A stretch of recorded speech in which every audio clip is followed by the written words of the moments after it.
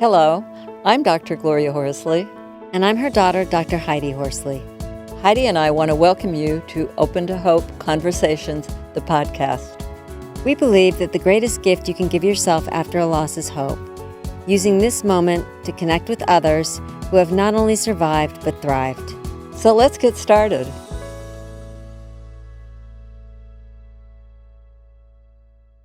Welcome to the Open to Hope show. I'm your host, Dr. Gloria Horsley, with my daughter and co-host, Dr. Heidi Horsley.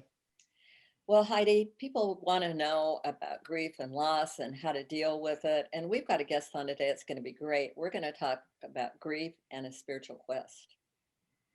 Yeah, Mom, we're going to talk with Brian Smith today, like you said, about grief and a spiritual quest. And he is very involved in the grief and loss world. And he is a business consultant and a certified life coach. His 15-year-old daughter, Shana, died. She transitioned suddenly of a heart condition. And she, for those of you who can see, is over his shoulder. And I love that picture. She's his guiding light and still very present in his life in many ways. Brian is an online group leader and a board member of the organization Helping Parents Heal, which is a fabulous organization. And he is the author of Grief to Growth, and he hosts his own podcast called Grief to Growth. So welcome to our show, Brian. Thanks for having me. Appreciate it. It's great to be on today. Give us, what is your take on grief and loss? I know you've had a spiritual journey, I believe, before your daughter or transitioned. You had a spiritual quest before that. And then when she did, I guess that really blossomed. Would that be right? Yeah, that's exactly right. I had a fear of death. Actually, ironically, a fear of sudden death from the time I was about Shana's age until I was in my early 40s. So I spent a lot of time studying death, the afterlife, stuff like that, what happens to us when we die. And then Shana transitioned suddenly in 2015. She was 15 and a half years old. So the thing is, I'd already been on this journey, but it just accelerated everything. I felt like the blessing is I never felt like she was gone. And you notice I don't really use the word died very often, because while our bodies die, I don't believe that we do. I think we transitioned, we go on. But when that happened, it really accelerated. What do I know? What can I really know? So I started doing a lot more studying. And then I fortunately ran across the organization, as you mentioned, called Helping Parents Heal. And that just helped me a lot. So I worked with them for over a year or so. And then we became, like, my wife and I started an affiliate group here in Cincinnati where we live. Then we started the online group, and kind of things grew from there. Wow. Now tell me, what is your take on grief? My take on grief is that it's a very complicated container for emotion. So it's not an emotion in and of itself. And lots of things can happen to us in grief. It's in terms of anger, frustration, guilt, indifference, et cetera, et cetera. So people are really often surprised by the different emotions that come up with grief. And grief is something that it's a journey that we go on. It's something that we don't just necessarily get over. It can't easily be fixed, but it can be understood and can eventually become a growth event. The thing that caused us to grieve can actually cause us to grow and to blossom if we decide to approach it properly. So the reason for the name of my book and my podcast, Grief to Growth, is that if we approach this properly, or we approach this in a constructive manner, it can actually help us to become better people. All right. Well, what's that approach? Well, the first thing, I guess, the most important thing about this, and I love the name of your podcast, Open to Hope, is hope. You have to have hope. Man can overcome anything as long as we have hope, as long as we have a reason why it happened, and as long as we have hope that things will get better. So the thing that in grief that you want to avoid is that idea that this person is gone and I'm never going to see them again. There is no hope, especially if it's a parent that's had a child transition, because there's nothing worse than that. So it's really my approach is to help people understand death is not the end. It's not the end of the relationship. It's not goodbye.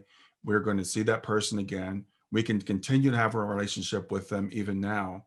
And a lot of times people will say, I'm never going to be the person I was before. And I say, you probably won't. And hopefully you won't. Hopefully you'll be a better person. So you'll come out of this on the other side as a different, better person than you were before this person, left in your life. So it's really having that hope, and then finding techniques that work for you to get through the process. Let's stop for a minute and talk about some of those techniques. But first, I want to make one comment. You were saying the worst thing that can happen is to have a child die. However, my spouse just died. And I know for many, many people, the worst thing that can happen is to have your spouse die Mm. because they've never had a child die, you know, Oh. and what I've found, it is such a different experience. I will have to say, Brian, I just told Heidi, I call it beginner's mind, Mm. because you've got something now that, you know, is incredible and has never happened to you before. So, you know, Heidi sometimes says, what's the worst thing that can happen to you about kicking you on the ground? Heidi, what's that? Yeah, I heard my friend say it once. The worst thing that can happen is the loss that we're dealing with right now that has kicked us to the ground, and we don't know how we're going to survive, or even if we want to. Yeah. And, you know, for some of people, that's, you know, whatever we're dealing with right now. And what I want to know with Brian is, because I love a lot of your ideas, and my mom and I are really on the same page. How long did it take you, though, to get to the place where you were like, okay, I need to find hope, and my daughter is with me? I mean, at first, were you in that space, or was it a journey to get there? As I said, for me, the blessing was that I never really worried about where Shayna was. Now, I did not Mhm. know anything about having an ongoing relationship with her. I did not understand that at that point. I just thought that she had gone ahead of me to where I'll go eventually. Mhm. But you know, honestly, I didn't want to live after Shayna passed. I did Mhm. not want to be here. She was Mhm. 15. I felt like she was my responsibility. I was still her daddy. She still Mhm. lived with me. Right. She was going into her sophomore year of high school. So I Mhm. wanted to be where she was. So Right. it wasn't like I was able to bypass that grief entirely. Mhm. Not at all. I don't want to give anyone that impression.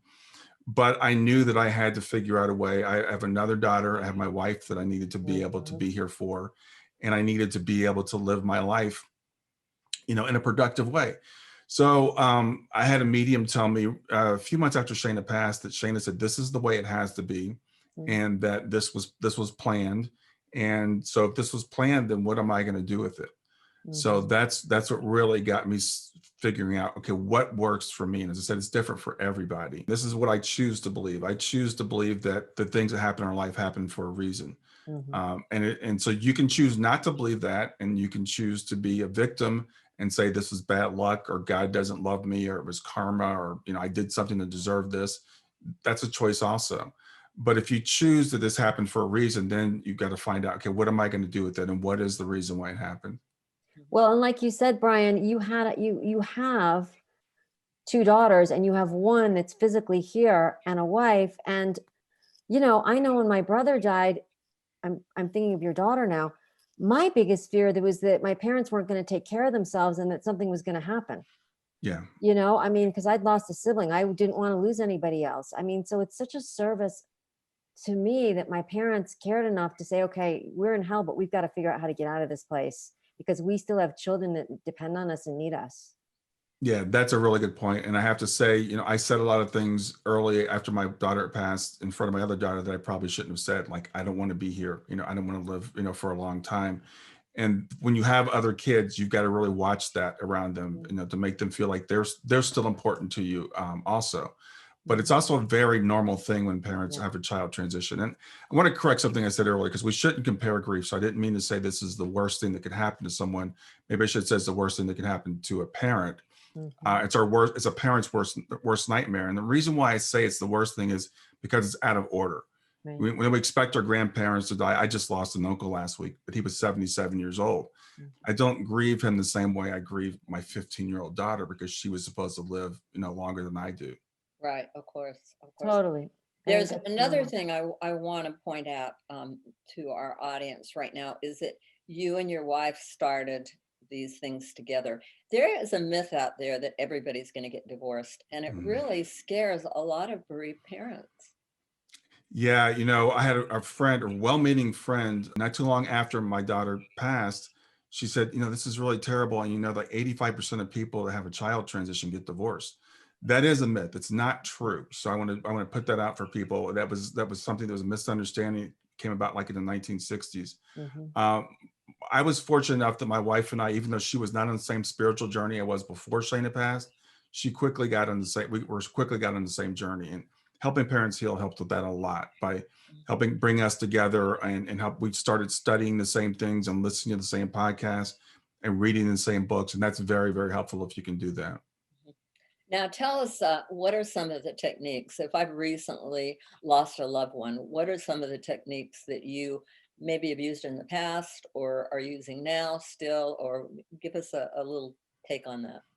Yeah, for me, I tell people it's really a practice. So for me, what works is I listen to podcasts, which is one of the reasons I started my podcast. I was listening to Sandra Champlain and Roberta Grimes right after Shayna passed.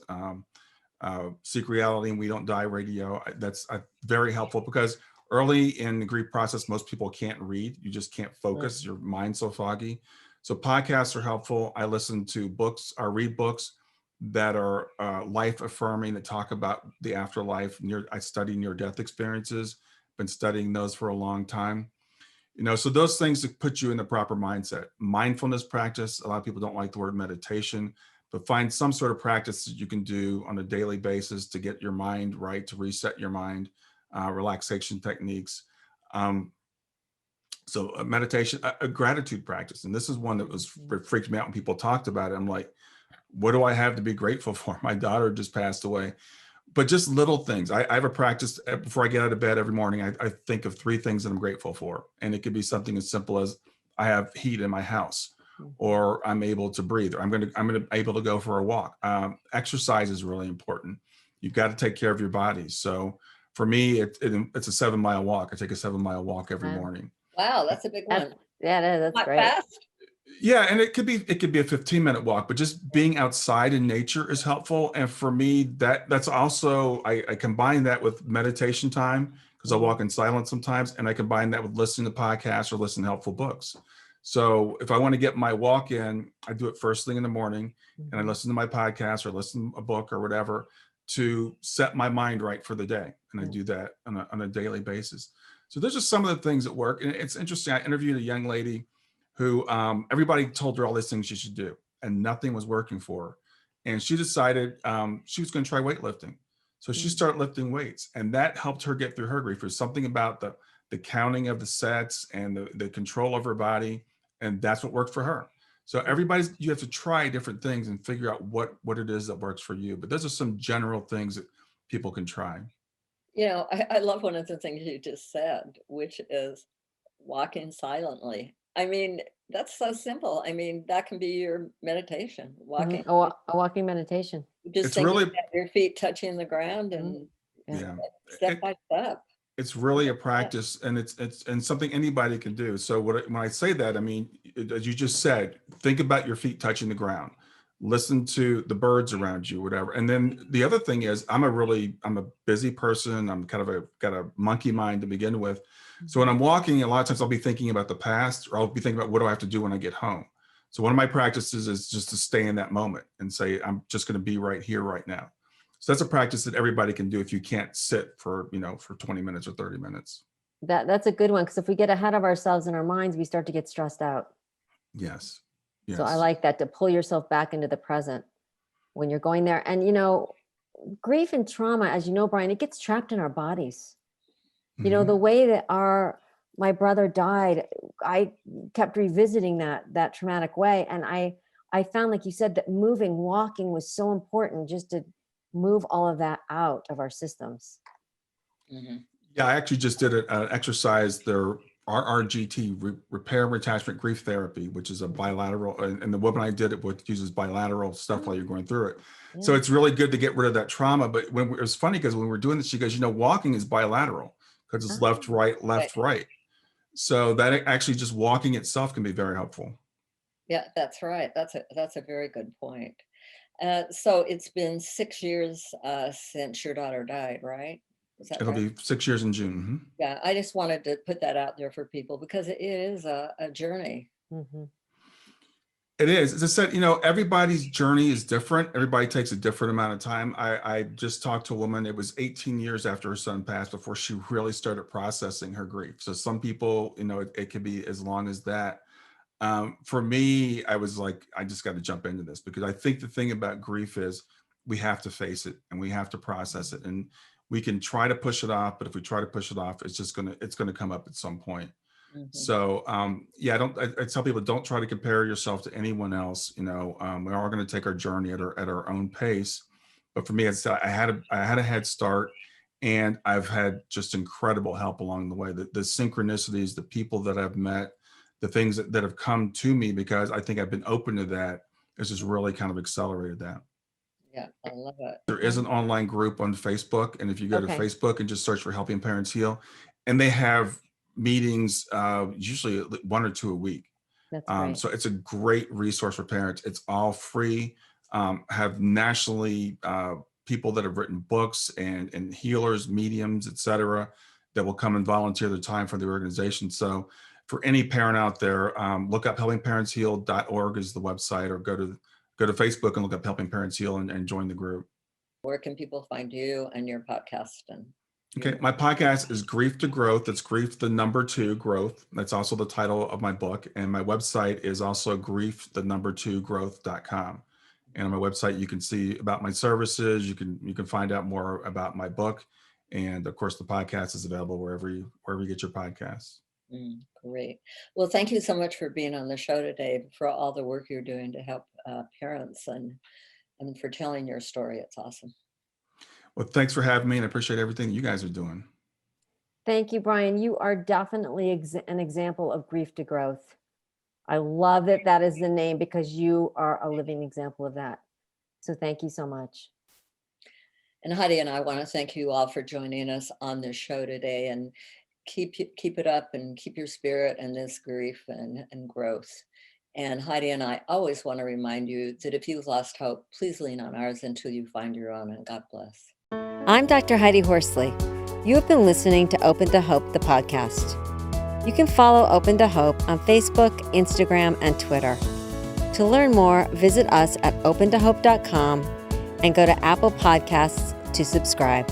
I'm Dr. Gloria Horsley. Join us again next week for another Open to Hope conversation, where we invite you to lean on our hope until you find your own.